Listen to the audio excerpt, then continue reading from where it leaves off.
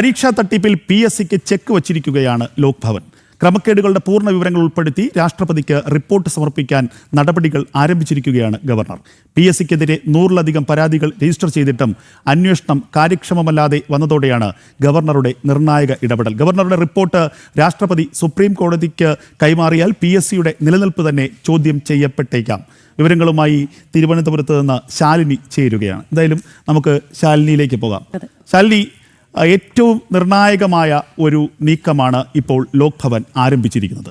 കേരളത്തിൽ കഴിഞ്ഞ കാലങ്ങളിൽ PSC നടത്തിയ തട്ടിപ്പുകളുമായി ബന്ധപ്പെട്ട വിവരങ്ങൾ, ഇതിലൊക്കെ തന്നെ എത്രമാത്രം നിർണായകമാകും ലോക് ഭവന്റെ ഇടപെടൽ?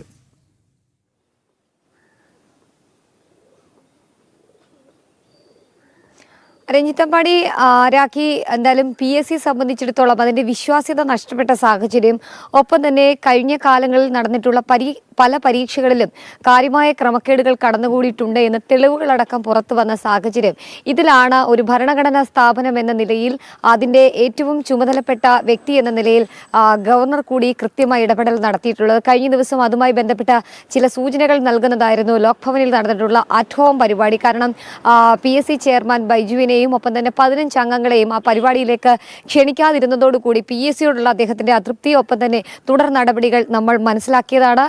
ഇതിന് പിന്നാലെയാണ് ഇപ്പോൾ നിയമോപദേശമടക്കം ലോക് ഭവൻ തേടുന്നത്. ഏത് തരത്തിലുള്ള നടപടികൾ ഇക്കാര്യത്തിൽ സ്വീകരിക്കാമെന്നതടക്കമുള്ള കാര്യങ്ങളാണ് ലോക് ഭവൻ പരിശോധിക്കുന്നത്. അതിനുശേഷം നിർണായക നടപടി തുടരാൻ തന്നെയാണ് ഇപ്പോൾ ലോക് ഭവനും ഗവർണറും തീരുമാനിച്ചിരിക്കുന്നത് എന്നുള്ളതാണ് നമ്മൾ മനസ്സിലാക്കുന്നത്. മാത്രമല്ല, 100-ലധികം പരാതികൾ ഈ PSC പരീക്ഷകളുമായി ബന്ധപ്പെട്ടും ഒപ്പം തന്നെ PSCയിൽ നടക്കുന്ന ക്രമക്കേടുകളുമായി ബന്ധപ്പെട്ടും ഉയർന്നൊരു സാഹചര്യത്തിൽ ഈ അന്വേഷണങ്ങൾ നടക്കുന്നുണ്ട്. SITയുടെ പ്രത്യേക സംഘം, ക്രൈംബ്രാഞ്ചിന്റെ പ്രത്യേക സംഘം അവിടെ അന്വേഷണം നടത്തുന്നുണ്ട്. പക്ഷേ കാര്യമായ അന്വേഷണം പുരോഗതി ഉണ്ടാകാനോ അതിന് മൂലകാരണമായിട്ടുള്ള ആളുകളെ കണ്ടെത്തി ആരാണ് ഈ ക്രമക്കേടിനെ കൂട്ടുന്നത് എന്നതടക്കമുള്ള കാര്യങ്ങൾ കണ്ടെത്തി അവരെ അറസ്റ്റ് ചെയ്യാനോ മറ്റു നിയമ നടപടികളിലേക്ക് കടക്കാനോ SIT തയ്യാറാകുന്നത്. ഈ സാഹചര്യത്തിൽ കൂടിയാണ് ഗവർണറുടെ നിർണായക ഇടപെടൽ ഇക്കാര്യത്തിൽ ഉണ്ടാകുന്നത്. ഗവർണറുടെ റിപ്പോർട്ട് ഉടൻ തന്നെ രാഷ്ട്രപതിക്ക് അയക്കും എന്നുള്ളതാണ് നമുക്ക് മനസ്സിലാക്കാൻ സാധിക്കുന്നത്. രാഷ്ട്രപതി സുപ്രീം കോടതിക്ക് കൈമാറിയാൽ PSCയുടെ നിലനിൽപ്പ് തന്നെ ഒരു പക്ഷേ ചോദ്യ ചിഹ്നമാകും എന്നുള്ളതാണ് നമുക്ക് മനസ്സിലാക്കാൻ സാധിക്കുന്നത്.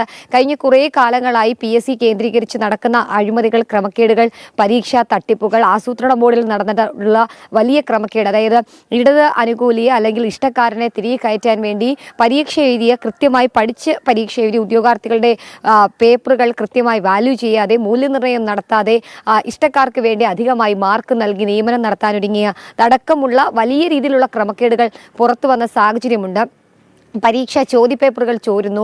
ഒപ്പം തന്നെ കഴിഞ്ഞ ദിവസങ്ങളിൽ ആലപ്പുഴ ഉൾപ്പെടെയുള്ള പല ജില്ലകളിൽ നടന്നിട്ടുള്ള LD പരീക്ഷകളിലടക്കം ചോദ്യപേപ്പറുകൾ ചോർന്നത്, ഇതടക്കമുള്ള കാര്യങ്ങൾ എവിടെ നിന്ന് സംഭവിക്കുന്നു, എന്താണ് PSCയുടെ വിശ്വാസ്യത എന്നൊരു ചോദ്യമാണ് ഈ ഘട്ടത്തിൽ ഉയരുന്നത്. ഈ ഘട്ടത്തിലാണ് അതിൻ്റെ ചുമതലയിൽപ്പെട്ട ഒരു വ്യക്തി എന്ന നിലയിൽ, സംസ്ഥാനത്തിൻ്റെ ഭരണത്തലവൻ എന്ന നിലയിൽ ഗവർണർ ഇടപെടുന്നത്.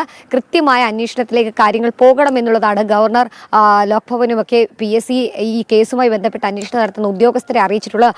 അവിടെയും ഒരു മെല്ലെപ്പോക്ക് തുടരുന്ന സാഹചര്യത്തിലാണ് അടിയന്തര ഇടപെടലും ഒപ്പം തന്നെ നിർണായക നടപടികളും ലോക് ഭവനും ഗവർണറും തുടരുന്നത്. എന്തായാലും ഗവർണർ അന്വേഷണം നടത്തി അതിൻ്റെ റിപ്പോർട്ട് രാഷ്ട്രപതിക്ക് നൽകുകയാണെങ്കിൽ, രാഷ്ട്രപതി ആ റിപ്പോർട്ട് സുപ്രീം കോടതിയിലേക്ക് എത്തിക്കുകയാണെങ്കിൽ എന്തായാലും ഒരു ചോദ്യചിഹ്നമാകും സംസ്ഥാനത്തെ PSC എന്നുള്ളതാണ് നമുക്ക് മനസ്സിലാക്കാൻ സാധിക്കുന്നത്. നിരവധി പരീക്ഷാ ക്രമക്കേടുകൾ പുറത്തു വന്ന സാഹചര്യത്തിലാണ് ഇപ്പോൾ ലോക് ഭവൻ ഇത്തരത്തിലൊരു അടിയന്തര ഇടപെടൽ ഈ സമയത്ത് നടത്തുന്നത് എന്നുള്ളതാണ് നമുക്ക് മനസ്സിലാക്കാൻ സാധിക്കുന്നത്. ശാലിനി, കഴിഞ്ഞ ദിവസങ്ങളിൽ മറ്റൊരു വിഷയത്തിൽ ലോക് ഭവന്റെ വളരെ നിർണായകമായ ഇടപെടലുണ്ടായിരുന്നു. അത് നമ്മുടെ സർവകലാശാലകളുമായി ബന്ധപ്പെട്ട വിഷയത്തിലായിരുന്നു. അതിനുശേഷം മറ്റൊരു വിഷയത്തിൽ, അതായത് PSC വിഷയത്തിൽ ലോക് ഭവൻ ഒരു നിർണായക ഇടപെടൽ നടത്തുന്നു. അതായത് സർക്കാർ സംവിധാനങ്ങൾ പരാജയപ്പെടുന്നയിടത്ത് വളരെ ശക്തമായിട്ട് തന്നെ ലോക് ഭവൻ ഇടപെടുകയാണ്. തങ്ങളുടെ കയ്യിലുള്ള അധികാരം കൃത്യമായി വിനിയോഗിക്കാൻ ശ്രമിക്കുകയല്ലേ ശാലിനി?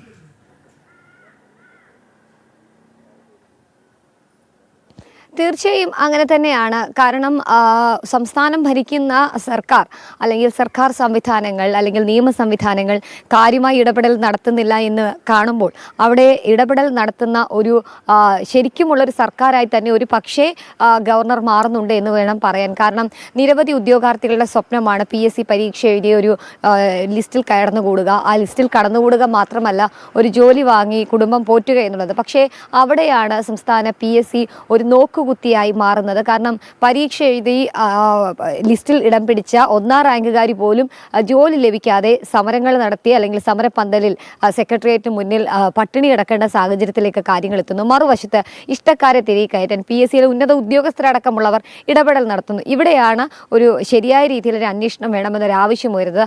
ആ അന്വേഷണവും ഒരു പക്ഷേ മെല്ലെപ്പോക്ക് തുടരുന്ന ഒരു സാഹചര്യത്തിൽ കൂടിയാണ് ഗവർണർ നിർണായക ഇടപെടൽ നടത്തിയിട്ടുള്ളത്. യുവജനങ്ങളുടെയും യുവമോർച്ചയുടെ അടക്കമുള്ളവരുടെ പ്രതിഷേധം, അവരുടെ ചില ആവശ്യങ്ങൾ അടക്കമുള്ള കാര്യങ്ങൾ ലോക് ഭവനിൽ എത്തിയിട്ടുണ്ട്. ഇതടക്കം പരിശോധിച്ചിട്ടുണ്ട് ഗവർണർ. ഒപ്പം തന്നെ ഈ പരാതികളും വാർത്തകളും ഒക്കെ ഗവർണറുടെ ശ്രദ്ധയിൽ എത്തിയിട്ടുണ്ട്. ഈ സാഹചര്യത്തിൽ കൂടിയാണ് അടിയന്തര ഇടപെടൽ ഇപ്പോൾ ഗവർണർ നടത്തുന്നത്. അടിയന്തരമായി തന്നെ ഇതുമായി ബന്ധപ്പെട്ട് നടപടികൾ സ്വീകരിക്കുക. നടപടികൾ കാര്യങ്ങൾ വ്യക്തമാണ്. PSCയുടെ കാര്യത്തിൽ ലോക് ഭവന്റെ നിർണായകമായ ഇടപെടൽ